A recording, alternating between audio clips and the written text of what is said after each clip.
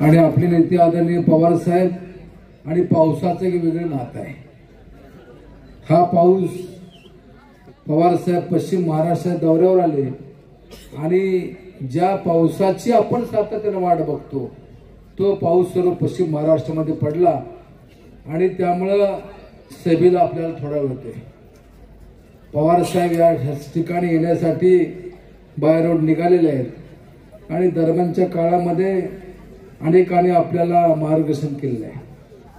उद्याच्या 20 तारखेची निवडणूक ही काँग्रेस, राष्ट्रवादी काँग्रेस, शिवसेना, उद्धव बाळासाहेब ठाकरे, समाजवादी पार्टी, शेतकरी कामगार पक्ष, आप यांच्या माध्यमातून जाते आणि या निवडणुकीला सामोरं जात असताना मला आपण सर्वांनी सहकार्य केलं। विशेषतः या मतदारसंघामधल्या सर्व नेत्यांनी सहकार्य केलं आणि माझ्या एकट्या नावाची शिफारस पक्षाकडे करण्यात आली आणि हे करत असताना माझ्यावर आदरणीय पवार साहेबांनी विश्वास व्यक्त केला, मला ही उमेदवारी या ठिकाणी जाहीर केली। याबद्दल या कराड उत्तर मधल्या सर्व जनतेचे अतिशय मनापासून मी आभार मानतो। दुसऱ्या एका गोष्टीचा मला अभिमान आहे की 2 जुलै 23 रोजी या राज्यामध्ये शिंदे सरकार आणि फडणवीस सरकार यांच्याबरोबर अजितदादा आणि त्यांचे सहकारी गेले आणि त्यांचा शपथविधी झाला। तो शपथविधी त्या ठिकाणी होत असताना मला आदरणीय पवार साहेबांचा फोन आला। मला म्हणले काय करताय? तर मी म्हणलं मी टीव्ही बघतोय। तर साहेब सहजपणे म्हणले काही चिंता करू नका, उद्या महाराष्ट्र आपण पुन्हा उभा करू। ज्या लोकांना स्वतः इतकी सत्ता पद दिली ही माणसं गेल्यानंतर सुद्धा स्थितप्रज्ञ असे पवार साहेब राहिले। मला सांगितलं की उद्या मी सातारला रयत शिक्षण संस्थेच्या कार्यक्रमाला येतोय 11:30 वाजता, त्याच्याऐवजी मी त्या ठिकाणी 10 वाजता करायला येतो, तुम्ही मीडिया पुढे जाऊन सांगा। आणि त्याप्रमाणे मीडियाला सांगितलं की पवार साहेब उद्या 10 वाजता येत आहेत। सर्व कार्यकर्ते 3 तारखेला आपण प्रचंड संख्येने उपस्थित राहिलात आणि मला अभिमान आहे मी हा निर्णय घेत असताना आदरणीय चव्हाण साहेबांचा आदर्श नजरेपुढे ठेवला आणि त्या ठिकाणी हा निर्णय घेतला की पवार साहेबांच्यावर राहायचं। आणि हे होत असताना आपण सर्वांनी त्याला पाठिंबा दिला आणि महाराष्ट्रामध्ये एक मेसेज गेला की पवार साहेब कराडला आल्यानंतर तरुणांची संख्या किती आहे, ज्येष्ठांची संख्या किती आहे, महिलांची संख्या किती आहे आणि त्याच्या माध्यमातून खऱ्या अर्थानं या राज्यामध्ये राजकीय घडामोडीला सुरुवात झाली। मला काही नेत्यांचे फोन आले की बाळासाहेब तुम्ही विचार करा, आपण चांगल्या प्रकारचं करू। मी त्यांना सांगितले की मला हे शक्य होणार नाही। पुन्हा म्हटले एकदा भेटून तर जावा, म्हटलं भेटणे बरोबर नाही। बराचसा आग्रह झाला। मी त्यांना सांगितलं की आदरणीय यशवंतराव चव्हाण साहेबांना, पी.डी. पाटील साहेबांनी शेवटपर्यंत साथ दिली आणि मीही ठरवलंय की पवार साहेबांना शेवटपर्यंत साथ द्यायची। सत्ता येते जाते परंतु हा विचार जेवून ठेवला पाहिजे। ज्या काँग्रेसच्या विचारातून या देशाला स्वातंत्र्य मिळालं, खऱ्या अर्थानं देशाची प्रगती झाली, डॉक्टर बाबासाहेब आंबेडकरांनी संविधान लिहिलं आणि या संविधानाच्या आधारे हे काम चालू आहे। या संविधानाप्रती असणारा प्रेम आणि संविधानाच्या माध्यमातून झालेले काम यासाठी त्या ठिकाणी मी तो निर्णय घेतला आणि मतदारसंघातल्या सर्वांनी मला सहकार्य दिलं। एकही व्यक्ती त्या ठिकाणी कुठे गेली नाही। याबद्दल सर्वांना अतिशय मनापासून धन्यवाद देतो, त्यांना मानाचा मुजरा या ठिकाणी करतो। मला 19 सालच्या निवडणुकीनंतर आदरणीय पवार साहेबांनी राज्याचं सहकार व पणन विभागाची जबाबदारी दिली। या जिल्ह्याचं पालकमंत्री म्हणून सुद्धा काम करायची संधी मला दिली आणि 1.5-2 महिन्यामध्ये कोरोना सारखा त्या ठिकाणी आजार आला आणि त्यामुळे आपल्या मधले अनेक सहकारी, आपले नातेवाईक आपल्याला सोडून गेले। 1.5 वर्ष शासनाचं काम फक्त आरोग्यासाठी होतं आणि त्या काळामध्ये काही विकास कामं खंडित झाली। कोरोनाची साथ ओसरल्यानंतर खऱ्या अर्थानं कामाला सुरुवात केली आणि ही सुरुवात करत असताना आपण सर्वांनी सहकार्य केलं। अनेक विकास कामं आपण मतदारसंघामध्ये केली। दुर्दैवानं शिवसेनेमध्ये गद्दारी झाली, उद्धव ठाकरे साहेबांना सोडून ही मंडळी गेली आणि शासनाला आम्हाला सर्वांना पाय उतारावं लागलं. जी कामं झाली विकास कामं, त्याचबरोबर ज्या कामाला स्थगिती या शिंदे फडणवीस सरकार दिली ती स्थगिती सुद्धा आपण माननीय हायकोर्टामध्ये जाऊन त्या ठिकाणी उठवली आणि ती कामं सुद्धा आपण चांगल्या प्रकारची केली. या मतदारसंघाचा सर्वांगीण विकास झाला पाहिजे ही भूमिका मी सातत्याने घेतली आणि हे सगळं करत असताना सर्व सर्कलला समान न्याय देण्याची भूमिका सुद्धा मी प्रामुख्याने त्या ठिकाणी घेतली आणि त्यामुळे विकास कामाच्या बाबतीमध्ये कुठल्याही गावाला अन्याय करण्याची भूमिका ही त्या ठिकाणी घेतली. मला जाता जाता जी कामं दिसली ती सुचवली आणि ती कामं करण्याचा प्रामाणिकपणे प्रयत्न केला आणि त्यामध्ये चव्हाण साहेबांच्या विचारानं जात असताना बेरजेचं राजकारण करण्याची भूमिका सुद्धा त्या ठिकाणी घेतली. मला विशेषतः राज्याची जबाबदारी दिल्यानंतर राज्याच्या अनेक सहकारी जिल्हा बँकांना न्याय देण्याचे काम माझ्याकडे आलं. राज्यामध्ये अतिरिक्त ऊसाचा गाळा पूर्ण करण्यासाठी 32,000 सहकारी कारखान्यांना जवळजवळ 525 कोटीची थक हमी सुद्धा देण्याचं काम त्या ठिकाणी करण्यात आलं.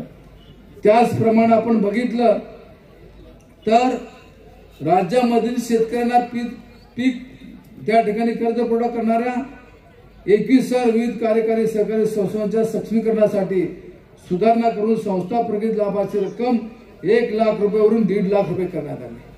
महात्मा ज्योतिबा फुले यांच्या नावानं कर्जमाफी योजना जाहीर झाली. माझ्या आधिपत्याखाली सुरू होती. ज्यांनी रेग्युलर कर्ज भरलं त्यांना सुद्धा त्या ठिकाणी 50,000 रुपयाचं अनुदान देण्याची भूमिका घेण्यात आली. अनेकांना अनुदान मिळालं.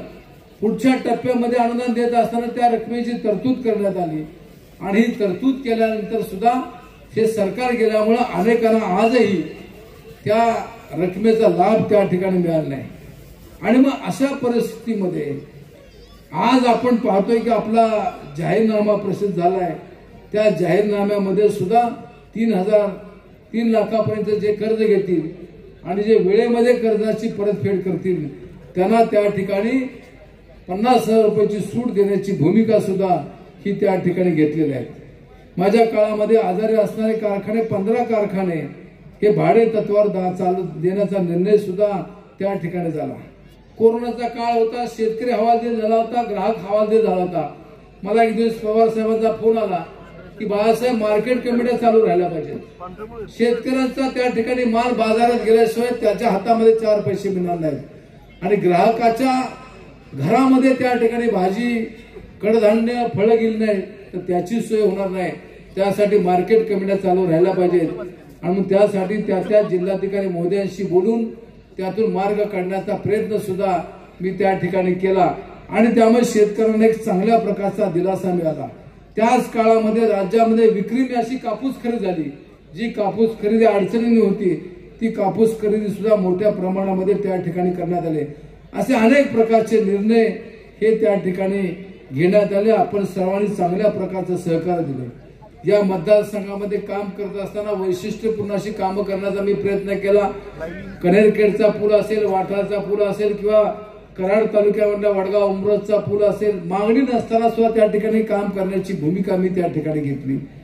याही परिसरामध्ये सुनील माने आणि त्यांच्या सहकार्याने सातत्यानं विकासाची चिकाटी धरली असताना या महाबळेश्वरवरून मिरजेला जाणारा रस्ता जो आहे तो रस्ता रहमतपूरच्या परिसरामध्ये चौपदरी करण्याचं काम सुद्धा मी मंत्री असतानाच्या काळामध्ये त्या ठिकाणी करण्यात आलं आणि त्यामुळे या परिसराला एक बाजारपेठेचं चांगलं स्वरूप आलं.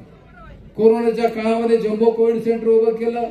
त्याचप्रमाणे अनेक कोविड सेंटरला भेटी मी त्या ठिकाणी दिल्या आणि हे सगळं करत असताना मेडिकल कॉलेजला त्यावेळेचे नामदार जयंतराव पाटील साहेबांनी सातारा मेडिकल कॉलेजला कृष्णा खोरे महामंडळाची 105 एकर जागा दिली आणि त्या ठिकाणी मेडिकल कॉलेजचं काम सुरू झालं. या मेडिकल कॉलेजचं कार्यक्षेत्रामध्ये सातारा जिल्हा असल्यामुळं रहमतपूर येथे त्या ठिकाणी शासकीय वैद्यकीय महाविद्यालयाची एक पोट शाखा सुरू करण्यासाठी आपण प्रयत्न केला. ते मंजूर केलं कारण मेडिकल कॉलेजच्या आसपासच्या परिसरामध्ये सुद्धा चांगल्या प्रकारचे हॉस्पिटल असावी यासाठी प्रयत्न केला. हे रहमतपूरचं एसटी डेपो हे बीओटी तत्वावर डेव्हलप करण्यासाठी आपण प्रयत्न केला. अंतिम टप्प्यामध्ये होतं परंतु दुर्दैवाने सरकार गेलं आणि तिथे कल्पना सुनील भैयांनी मांडली की तिथे चांगल्या प्रकारची अभ्यासिका असावी, मुलींची चांगल्या प्रकारची सोय असावी, अशा प्रकारचं काम ही सुद्धा त्या ठिकाणी करण्यात आलंय. या परिसरात धोम धरणाचं पाणी मिळतं आणि त्यासाठी धोम धरण संघर्ष समितीच्या पाठीशी मी सातत्याने उभं राहण्याची भूमिका घेतली आणि त्या माध्यमातून आर्वी असेल, नागझरी असेल, त्याच पद्धतीनं पिंपरी असेल, या गावाला न्याय देण्याची भूमिका ही त्या ठिकाणी घेतली। आणि हे सगळं करत असताना पवार साहेबांनी जी संधी दिली त्याचा सर्वांना त्या ठिकाणी संधी देण्याचा मी प्रयत्न केला। कुस्तीला चालना देण्यासाठी सुद्धा चांगल्या प्रकारची तालीम गृह बांधण्याची भूमिका सुद्धा ही त्या ठिकाणी घेतली।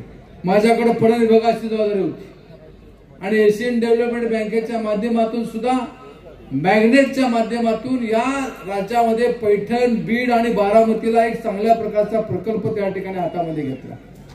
या जिल्ह्यामध्ये सुद्धा कराडला मी त्या ठिकाणी त्यावेळेच्या मार्केट कमिटीला मागणी केली की तुम्ही जागा द्या, शासनाचा पैसा आहे, त्या ठिकाणी चांगल्या प्रकारची विक्री पश्चात त्या ठिकाणी त्या भाजीपाल्यावर प्रक्रिया करण्याचं काम होईल। तो प्रस्ताव आला नाही, पण बारामतीचा प्रकल्प त्या ठिकाणी सुरू झाला आणि अशा प्रकारची कामं ही मोठ्या प्रमाणामध्ये करण्यात आली आहेत। आज आपण पाहतोय की महाराष्ट्रनामा या नावानं आता आपल्या सर्व मित्र पक्षाचा महाविकास आघाडीचा जाहीरनामा प्रसिद्ध झालाय आणि त्यामध्ये सुरुवातच अशी आहे की बांधिलकी संविधानाप्रती आणि संविधानाशी बांधिलकी ठेवून आपल्याला त्या ठिकाणी काम करायचं आहे। हे करत असताना पहिल्या 100 दिवसात काय करणार, तर मगाशी देवराज दादांनी उल्लेख केला त्याप्रमाणे महालक्ष्मी योजनेअंतर्गत महिलांना प्रतिमाह 3000 रुपये देणार, 1500 रुपये हे सरकार देते। यांनी प्रचार त्याचा केला, आमच्यावर टीका केली की त्यांनी बंद करणार। शासकीय योजना कुठली बंद होत नाही। आपण संजय गांधी स्वावलंबन योजना असेल, जवाहर योजना असेल, कुठल्या योजना बंद होत नाही आणि ही योजना त्या ठिकाणी 3000 देण्याची आम्ही भूमिका त्या ठिकाणी घेतली आहे। स्वयंपाकाचे 6 गॅस सिलेंडर प्रत्येकी 500 रुपयात उपलब्ध करण्याची भूमिका सुद्धा ही त्या ठिकाणी घेतली। आपण पाहिलं असेल पूर्वीच्या काळामध्ये एव्हीची साथ यायची, त्याचप्रमाणे पोलिओची साथ यायची, त्यासाठी लसीकरण झालं, त्यामुळे त्या रोगाचं उच्चाटन झालं। महिलांच्या मध्ये विशेषतः जे कॅन्सर होतात त्यासाठी म्हणून 9 ते 16 वयोगटातील सर्व मुलींना कॅन्सर प्रतिबंधक लस देण्याची भूमिका सुद्धा त्या ठिकाणी घेण्यात येणार आहे। बचत गट हे सक्षमीकरण झाले पाहिजे यासाठी स्वतंत्र विभाग स्थापन करणार। आज राज्याच्या महिला व बाल विकास विभागाकडे जबाबदारी आहे आणि ती जबाबदारी स्वतंत्र त्या ठिकाणी स्थापन करणार अशा प्रकारची घोषणा करण्यात आलेली आहे। मुलींच्या नावावर काही रक्कम ठेवून तिने 18 वर्ष पूर्ण केल्यानंतर तिला 1 लाख रुपये देण्याची भूमिका आहे। त्याच पद्धतीने शेतकऱ्यांना कर्जमाफीच्या बाबतीमध्ये आहे। विशेषतः आपण जर पाहिलं तर एमपीसीच्या परीक्षा मुलं मुली देतात, एकदा परीक्षा दिली तर 1.5 वर्ष निकाल लागत नाही आणि मग त्यासाठी परीक्षा दिल्यानंतर 25 दिवसावर निकाल लागला पाहिजे अशा प्रकारची तरतूद करण्यात येणार आहे।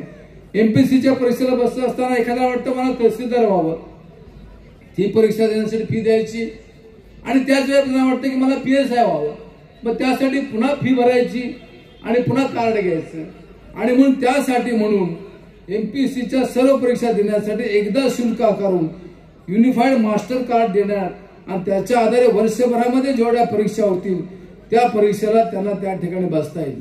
महात्मा फुले जन आरोग्य योजनेची व्याप्ती वाढवणार, सरकारी रुग्णालयामध्ये मोफत औषध करण्याची भूमिका घेणार आहे आणि या महाराष्ट्रामध्ये महाराष्ट्रातल्या सर्व जातीची जनगणना करणार असा निर्णय घेतलेला आहे। काही जण म्हणतात हे केंद्राचा अधिकार आहे, जरूर हा केंद्राचा अधिकार आहे, पण आम्हाला महाराष्ट्र राज्याला अधिकार आहे की या महाराष्ट्रामध्ये कोणत्या जातीचे किती लोक राहतात आणि ती जनगणना करण्याची भूमिका सुद्धा जर महाविकास आघाडीला आपण सर्वांनी संधी दिली करणार। आज राज्यामध्ये महाविकास आघाडीला अतिशय पोषक वातावरण आहे आणि त्या दृष्टीने असे निर्णय घेणार। संजय गांधी स्वावलंबन योजनेची मर्यादा सुद्धा वाढवणार, त्याच पद्धतीने जीवनावश्यक वस्तूंचे दर नियंत्रण आणण्यासाठी तातडीने पावले उचलणार अशा प्रकारची घोषणा केली आहे। दरमहा वीज वापर हा 300 युनिटपर्यंत करतील त्यांना 100 युनिटपर्यंत वीज दरमहा माफ करण्याची भूमिका सुद्धा ही त्या ठिकाणी घेण्यात येणार। शासकीय कर्मचाऱ्यांना जुन्या पेन्शनच्या योजनेचा प्रश्न अनेक वर्ष प्रलंबित आहे, ती जुनी पेन्शन योजना लागू करणार, वृद्ध कलावंतांना मानधन देण्याची भूमिका सुद्धा ही त्या ठिकाणी घेण्यात येते। त्याच पद्धतीने आपण पाहतो की गेले 2-2.5 वर्ष नगरपालिका, जिल्हा परिषद, पंचायत निवडणुका झाल्या नाहीत। या निवडणुका कशासाठी होतात की सार्वजनिक जीवनामध्ये काम करण्यासाठी संधी मिळावी, त्याचप्रमाणे त्या भागातल्या लोकांचे प्रश्न सुटावे यासाठी ही या निवडणुका होतात। या सरकारनं धर्माच्या आधारावर त्या ठिकाणी फूट पाडलेली आहे आणि या निवडणुका घ्यायच्या नाहीत का तर मताचं विभाजन म्हणून आणि म्हणून या निवडणुका कालबद्ध कार्यक्रम घेण्यासाठी वेळापत्रक जाहीर करणार अशा प्रकारची भूमिका सुद्धा त्या ठिकाणी घेणार आहेत। महायुतीच्या शासनानं डॉक्टर बाबासाहेब आंबेडकरांच्या स्मारकाचं काम अनेक वर्ष रखडलेलं आहे आणि ते काम सुद्धा वेळेत पूर्ण करण्यासाठी एक कृती आराखडा तयार करणार आहे। आपण पाहिलं असेल की डॉक्टर बाबासाहेब आंबेडकरांचं काम स्मारकाचं अनेक वर्ष रखडलेलं आहे। छत्रपती शिवाजी महाराजांचं स्मारकाचं काम सुद्धा रखडलेलं आहे।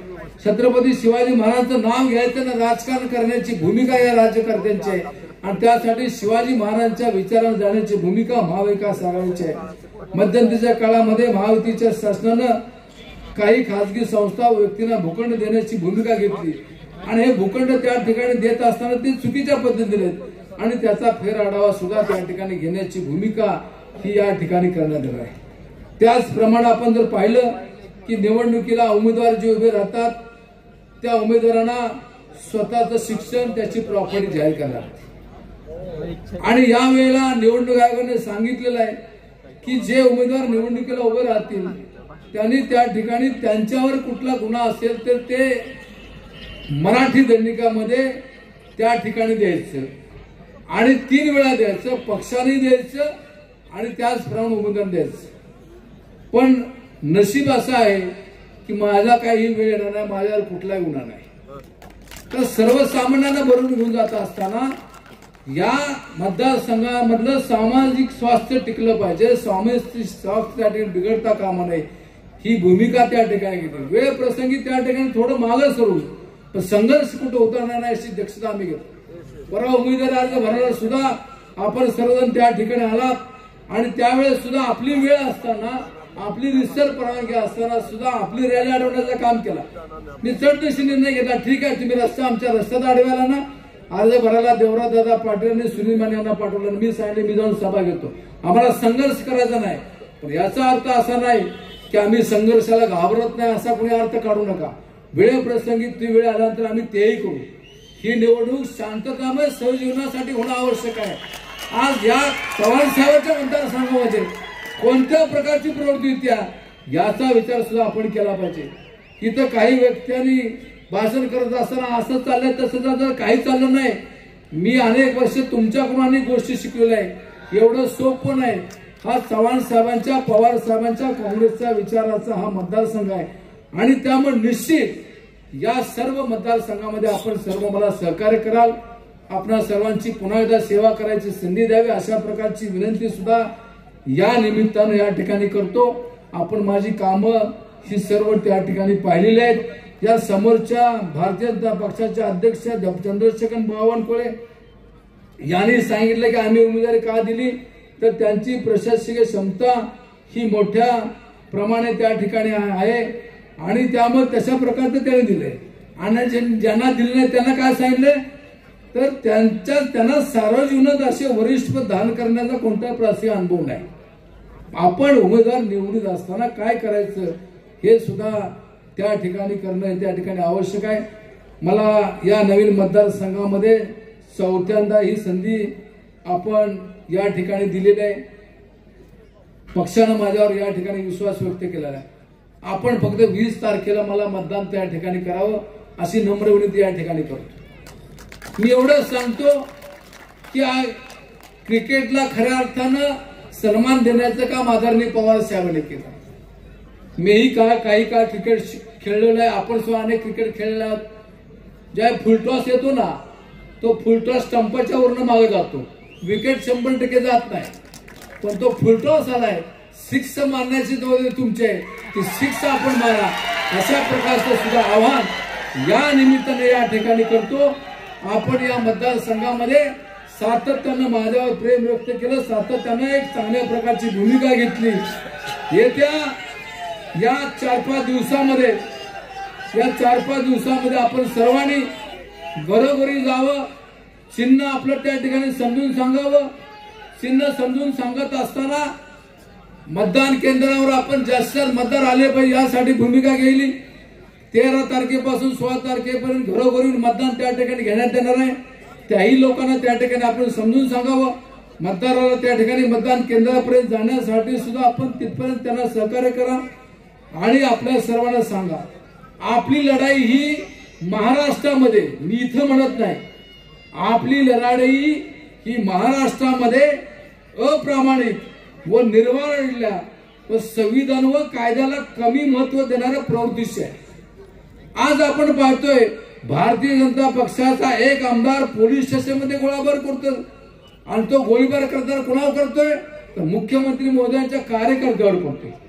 आणि मग त्या दिसत त्या प्रवृत्तीवर लढा देण्यासाठी आपण सर्वांनी या निवडणुकीमध्ये महाविकास आघाडीला सहकार्य करावं अशा प्रकारची विनंती या निमित्तानं आपल्या सर्वांना या ठिकाणी करतो. आपण आतापर्यंत चांगल्या प्रकारचं सहकार्य केलंय, याही पेक्षा अधिकचं सहकार्य करावं. 20 तारखेला मतदान आपण अतिशय त्या ठिकाणी टक्केवारी कशी वाढेल असं करावं. आता विरोधी बाजूकडून काही अफवा पसरवल्या जातात, काही गोष्टी केल्या जातात. मी तुम्हाला एवढंच सांगतो की मी या मतदारसंघामध्ये कारवे शेजार असलेल्या कोरेगाव पासून जायगाव पर्यंत, सातारा तालुक्यामध्ये असलेल्या भैरवगड पासून अगदी भूषणगड पर्यंत प्रत्येक गावा मला न्याय देण्याची भूमिका घेतलेली आहे. असं गाव दाखवा की ज्या गावात मी काम केलं नाही. मी म्हणाल ते त्या ठिकाणी ऐकते. आणि मला रात्री 2-2.5 वाजता उठवलं आणि तुम्ही सांगितलं की आपल्याला बाळासाहेब या गावात जायचं, तुम्ही ड्रायव्हिंग करा. मी त्या गावात अगदी बिंदासपणे पोहोचलो. एवढा अभ्यास या मतदारसंघाचा केलेला आहे. आणि पुन्हा एकदा आपण सर्वांनी मला आपणा सर्वांची सेवा करायची संधी द्यावी. यानंतर आदरणीय पृथ्वीराज चव्हाण साहेब बोलतील आणि पवार साहेब या ठिकाणी येणार आहेत, आपल्याला अभिवादन करणार आहेत. पण त्यांना जर या ठिकाणी येता आलं नाही तर ते मीडियाच्या माध्यमातून आपल्याशी संवाद साधतील. माझ्याशी पवार साहेब बोलले, त्यांनी सांगितलं की मला चंदगडला त्या ठिकाणी पावसात भिजावं लागलं. मी मध्ये कागलच्या सर्किट हाऊसला ड्रेस चेंज केला आणि मी यायला निघालोय. बरेचसे पुढे त्या ठिकाणी आले नाहीत. या वयामध्ये 84 वर्षाचं वय असताना सुद्धा आदरणीय पवार साहेब हे सातत्याने फिरतायत. आणि त्यांची भूमिका एकच आहे की हा महाराष्ट्र फुले आंबेडकर शाहू छत्रपती शिवाजी महाराजांच्या विचाराला गेला पाहिजे. त्यासाठी तळमळ आहे. त्या तळमळीला आपण साथ दिले, याहीपेक्षा अधिक साथ द्याव्याची विनंती करतो आणि माझे 2 शब्द संपवतो. जय हिंद, जय महाराष्ट्र, जय राष्ट्र. येत्या 20 तारखेला आपण फक्त एका आमदाराची निवड करणार नाही तर पुढच्या 5 वर्षामध्ये कुठल्या पक्षाचं, कुठल्या विचाराचं राज्य असणार आहे याचा निर्णय पण आपण घेणार आहे. गेली 10 वर्ष महाराष्ट्रामध्ये या त्या प्रकारे भारतीय जनता पक्षाचं राज्य आहे. आम्ही 2019 मध्ये महाविकास आघाडी स्थापन केली. उद्धवजी ठाकरे यांना महाराष्ट्राचे मुख्यमंत्री त्या ठिकाणी मी सर्वांनी मिळून केलं. परंतु दुर्दैवानं त्याच वेळेला कोविडची महामारी आपल्या समोर आली आणि त्यावेळच्या महाविकास आघाडीच्या सरकारने, त्यामध्ये सन्माननीय बाळासाहेब पाटील देखील एक सन्माननीय मंत्री, सहकार मंत्री म्हणून काम करत होते. त्या सरकारने कोविडचा मुकाबला करण्याकरता अत्यंत प्रभावी काम केल्याची जी तारीफ देशातच नाही तर जगभर झाली. पण विकास कामाला थोडस स्थगिती द्यावी लागली की पहिली प्राथमिकता लोकांचे प्राण वाचवण्याची होती. जे उत्तर प्रदेशमध्ये झालं, प्रेताचे डोंगर गंगामध्ये नदीमध्ये जाताना लोकांनी पाहिले. दिल्लीमध्ये ऑक्सिजन विना माणसांचे प्राण तडफडून माणसं मेली. महाराष्ट्रात असं काही घडलं नाही. एक प्रभावी सरकार आपण या ठिकाणी चालवलं. पवार साहेबांचं मार्गदर्शन होतं, आशीर्वाद होता, त्या सरकारने काम केलं. पण काही दिवसांमध्ये ऑपरेशन कमल शिवसेनेला फोडून 40 आमदार बाजूला ठेवून दिल्लीचे नंबर 1 नंबर 2 दोघांच्या आशीर्वादानं सुरत, आसाम, गोव्याच्या भारतीय जनता पक्षानं रेड कार्पेट पसरून या सगळ्या 40 आमदारांना फोडलं. महाविकास आघाडीचं सरकार पाडलं आणि भ्रष्टाचारामध्ये, पापामध्ये जन्मलेलं सरकार महाराष्ट्रामध्ये स्थानापन्न झालं. मला आठवतंय 2014च्या निवडणुकीच्या आधी गुजरातचे मुख्यमंत्री असलेले पंतप्रधान नरेंद्र मोदीजी सांगत होते की मी देशात पंतप्रधान झालो तर मी स्वच्छ प्रशासन देईल, न खाऊंगा न खाने दूंगा. महाराष्ट्रात जे नाट्य घडलं ते मोदी आणि शहाच्या आशीर्वादाने घडलं, त्याच्या मान्यतेने घडलं आणि त्यांनीच हे सगळं करायला लावलं. आता तुम्ही मुंबईमध्ये येऊन कुठल्या तोंडाने आम्हाला सांगणार की स्वच्छ प्रशासन आहे, न खाऊंगा न खाने दूंगा. भ्रष्टाचाराचा मेरू म्हणे असलेलं महाराष्ट्रातलं राज्य, दिल्लीचं राज्य इथं चाललेलं आहे. महाराष्ट्राच्या जनतेने या भ्रष्ट सरकारच्या या तोडाफोडीच्या राजकारणाच्या विरोधी कौल दिला. लोकसभा निवडणुकीमध्ये भारतीय जनता पक्षाचा 10 वर्षाचा रिपोर्ट कार्ड, त्या रिपोर्ट कार्डवर फेल म्हणून तिथे शेरा मारला गेला. निवडणुकीमध्ये महाविकास आघाडीला 65% जागा मिळाल्या, 48 पैकी 31 जागा आम्हाला मिळाल्या आणि या फेल झालेल्या महायुतीच्या सरकारला फक्त 17 जागा मिळाल्या, 35% जागा मिळाल्या. आता विधानसभा निवडणुकीमध्ये त्याची पुनरावृत्ती होणार आहे, न होण्याचं काही कारणच नाही. कारण ज्या मुद्द्यावर महाराष्ट्र जनतेने मतदान केलं, महागाई, बेरोजगारी, शेतकऱ्यांची दुर्दशा, भ्रष्टाचार आणि संविधानाला निर्माण झालेला धोका, हे 5 मुद्दे लोकसभेमध्ये गाजले. या 5 मुद्द्यावर महाराष्ट्राच्या जनतेने, महाराष्ट्रातल्या शेतकऱ्यांनी, महागाईनं त्रासलेल्या गृहिणींनी, बेरोजगार युवकांनी आणि संविधान बदललं जाईल, संविधान आरक्षण रद्द केलं जाईल या भीतीनं सगळ्या बहुजन समाजाच्या, दलित, वंचित समाजानं एकवटून मतदान केलं आणि मोदींना दिल्लीमध्ये 240 वर खाली आणलं. 405 ची घोषणा दिली होती. आता त्या मुद्द्यापैकी एकही मुद्द्याची सोडवणूक झालेली नाही, एकाही मुद्द्याची सोडवणूक झालेली नाही. आणि त्यामुळं विधानसभा निवडणुकीमध्ये तसाच निकाल लागणार आहे. 65% जागा आमच्या पक्षाला मिळाल्या तर 288 पैकी 180च्या वर आमदारांचे निवडून येतील. सरकार महाविकास आघाडीचं झाल्याशिवाय राहणार नाही. आणि त्या सरकारमध्ये आमदार बाळासाहेब पाटील यांना महत्वाची भूमिका मिळाल्याशिवाय राहणार नाही. आणि त्यांना सहकार खाते चालवायचा अनुभव आहे. त्याने या 4 तालुक्यात पसरलेल्या उत्तर कराड विधानसभा मतदारसंघात विकास करण्याचा अनुभव आहे. आणि त्यामुळं पवार साहेबांच्या आशीर्वादामुळं हे सरकार उद्या 23 तारखेनंतर अस्तित्वात येईल. त्या सरकारमध्ये तुमचा प्रतिनिधी, तुमचा आमदार एक महत्वाची भूमिका निभावल्याशिवाय राहणार नाही. त्या परिसराचा विकास झाल्याशिवाय राहणार नाही. म्हणून या निवडणुकीमध्ये आपल्याला अतिशय विचारपूर्वक या मतदारसंघाची, या कराड तालुक्याची, या परिसरातली सातारा जिल्ह्यातल्या या मतदारसंघाची जी राजकीय परंपरा आहे, ते फुले शाहू आंबेडकरांचा विचार आपण जोपासलेला आहे, शिवछत्रपतींची आदर्श आपण घेतलेला आहे, त्रिदाक्षिण्याच्या सर्वधर्म समभावाचा तो विचार संपवायचा प्रयत्न आज भारतीय जनता पक्षाचे नेते करतात. पण आपण तो विचार संपू द्यायचा नाही. तो विचार आपण जिवंत ठेवायचा. ही कर्मभूमी स्वर्गीय यशवंतराव चव्हाणांची. त्या कराड तालुक्यामध्ये स्वर्गीय पी.डी. पाटलांनी त्या ठिकाणी तुमचं नेतृत्व केलेलं आहे. आज या मतदारसंघामध्ये अनेक दिग्गज होऊन गेले. सगळ्यांची आज काही नामूल्य न करता मी एवढंच सांगतो की हा विचार आपल्याला जपून ठेवायचा. मगाशी बाळासाहेबांनी आपल्याला काँग्रेस पक्षाच्या जाहीरनाम्याबद्दल थोडी माहिती दिली. लोकसभेमध्ये दारुण पराभव झाल्यावर भयभीत झालेल्या महायुतीच्या सरकारने एकदम घाबरून महिलांच्या करता 1500 रुपये देऊन लाडकी बहीण योजना आणली. मी स्वतः त्या योजनेचा विरोध केला नाही, समर्थन केलं, पण एवढंच सांगितलं कारण त्या काँग्रेसच्या कर्नाटकमध्ये सरकार महिलांना, भगिनींना 2000 रुपये महिना देते. ती 1500 रुपये देऊन कंजूसी का केली.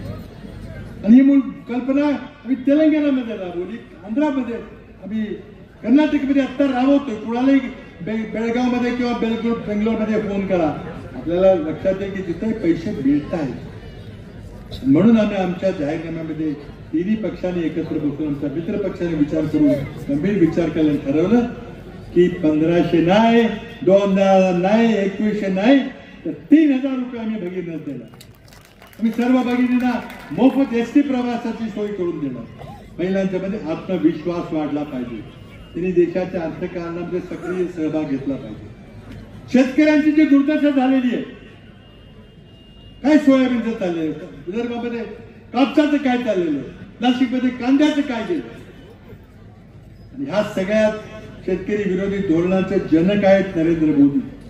म्हणून शेतकऱ्यांनी नरेंद्र मोदी सरकारचा पराभव केला. त्या शेतकऱ्यांनी त्यांना काहीतरी दिलासा देण्याकरता आम्ही 3 लाखापर्यंत कर्जमाफी योजना आणलेली. आरोग्याकरता मी मुख्यमंत्री असताना आम्ही राजीव गांधी जीवनदायी योजनेनंतर महात्मा फुले जीवनदायी योजना ही विमा योजना आणली होती. 1.5 लाखापर्यंत ऑपरेशन मोफत. तर आम्ही आता राजस्थान सरकारची योजना ती राबवणार आहोत आणि शस्त्रक्रियेची मर्यादा ही 25 लाखापर्यंत करणार आहोत. अगदी हृदय शस्त्रक्रिया असो, किडनी ट्रान्सप्लांट, लिव्हर ऑपरेशन असो, आता 10 लाखाचं कर्ज जरी 10 लाखाचं बिल जरी आलं तरी महाराष्ट्र सरकार ते देऊ देईल.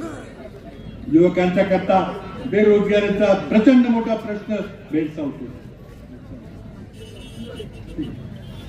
त्या बेरोजगारीच्या प्रश्नाला तोंड देण्याकरता आई वडील कोण जमीन घाण देतोय, ते दागिने मोडतोय, पण इंजिनियर होतो मुलगा, MBA होतो, पण नोकरी नाही. आणि अशा परिस्थितीमध्ये पुन्हा मला पुण्याला इंटरव्ह्यूला जायचंय, मला अर्ज करायचा आहे, मला MPSC ची प्रवेश फी भरायची आहे, पुन्हा हात पसरायला लागतात. त्याकरता आम्ही बेरोजगार ग्रॅज्युएट युवकांना, डिप्लोमा होल्डर युवकांना 4000 रुपयापर्यंत मी वर्षभराकरता भत्ता दिला. तेवढा त्यांनी नोकरी शोधावी. अशी बाळासाहेबांनी सांगितलं की मी एक स्मार्ट कार्ड विद्यार्थ्याला घ्यावं लागेल, सगळ्या परीक्षेची फी त्या एका स्मार्ट कार्ड मध्ये येईल, पुन्हा फी भरायचं काही कारण नाही. आणि सगळ्यात महत्वाचं म्हणजे जातवार जनगणना. आज समाजाची आर्थिक परिस्थिती काय, सामाजिक परिस्थिती काय, प्रत्येक घटकामध्ये किती IAS अधिकारी आहेत, किती प्रोफेसर आहेत, किती वकील, किती डॉक्टर आहेत. आज समाजाला जर वर उचलायचं असेल, राजकीय आरक्षण हा एक भाग झाला, पण आपल्याला अनेक विशेष योजना कराव्या लागतील. पण रोग्याला आजार काय झाले ते कळल्याशिवाय औषध देता येत नाही. म्हणून आज मोदी सरकारने दिल्लीमध्ये जातवार जनगणना केलेली आहे. मी दिल्लीमध्ये अनेक वर्ष सरकारमध्ये काम केलेलं आहे. पण जनगणना जरी केली त्याचे आकडे मोदी सरकार जाहीर करत नाही. कशाची भीती आहे त्याला? आज वास्तव पुढे येईल, खरं पुढे येईल, म्हणजे वास्तव पुढे आणण्याचा प्रयत्न आमचं सरकार येणार आहे. अधिकार आमच्या राज्याला, आमच्या राज्यातली जनगणना, जातवार जनगणना करण्याचा संपूर्ण अधिकार आम्हाला आहे. तो अधिकार वापरून आम्ही जनगणना करणार आहे. पुढे मग 50% आरक्षण काय करायचं त्याकरता केंद्र सरकारशी बोलावं लागेल. पण हा एक अत्यंत महत्वाचा सोशिओ इकॉनॉमिक सेन्सस, आर्थिक परिस्थिती, सामाजिक परिस्थिती प्रत्येक घटकाची मोजायची. 1931 साली शेवटचं जातवार जनगणना झाली होती ब्रिटिश काळामध्ये. त्यानंतर आपण बंद केलेली ती जनगणना पुन्हा सुरू करून समाजाचं वास्तव आज उघडं करायचं हा प्रयत्न आमचा त्या जनगणनेचा खूप मोठा आमचा जाहीरनामा आहे. कृपा करून तो जाहीरनामा पहा. आणि आमचा सरकार आला तर आम्ही सगळ्या गोष्टी जाहीरनाम्यातल्या प्रत्येक बाब आम्ही त्या ठिकाणी पूर्ण केल्याशिवाय राहणार नाही. ही आमची परंपरा. आम्ही तिन्ही पक्षांनी मिळून अनेक बैठका घेतल्या. राष्ट्रवादी काँग्रेस शरद पवार गटाकडे वंदनाताई चव्हाण होत्या, शिवसेनेकडे सुभाषराव देसाई होते, काँग्रेस पक्षाकडे मी होतो, डॉक्टर मुंगेकर होते, सुरेश शेट्टी होते, स्वतः मुनगंटीवार आणि आमचे राऊत ऊर्जा मंत्री राऊत होते. आम्ही सगळ्यांनी बसून अनेक मुद्द्यांचा विचार केला. डॉक्टर भरत पाटणकर यांच्यासारख्या संघटनांची आम्ही चर्चा केली. जनसंघटनांची चर्चा करून आम्ही जाहीरनामा तयार केलेला आहे. आम्हाला विनंती करायची की येत्या 20 तारखेला आपल्याला आपल्या आयुष्यातला एक अत्यंत महत्वाचा निर्णय घ्यावा लागेल. विशेषकर पहिल्यांदा जे फर्स्ट टाइम वोटर्स आहेत, पहिल्यांदाच्या मतदान प्रक्रियेमध्ये भाग घेणारे त्या युवकांना माझी विनंती आहे की तुम्ही अत्यंत विचारपूर्वक मतदान करा. आपल्या सातारा जिल्ह्याची परंपरा कायम ठेवा. बाळासाहेब पाटील यांनी जे काम केलेलं आहे, पालकमंत्री म्हणून, सहकार मंत्री म्हणून आणि सहकारामध्ये जे काम केलेलं आहे ते काम लक्षात घेऊन या निवडणुकीमध्ये त्यांना भरघोस मताने विजयी करा आणि सातारा जिल्ह्याची यशस्वी परंपरा कायम ठेवा ही विनंती आपल्याला करतो. आणि पुन्हा एकदा 20 तारखेला तुतारीच्या चिन्हाचा गोळ आता करू नका. लोकसभेला झाला आपल्याला खूप महाग पडला. तुतारीच्या चिन्हावर बटन दाबून आपण बाळासाहेब पाटीलला विजयी करायची विनंती करतो. थांबतो. जय हिंद.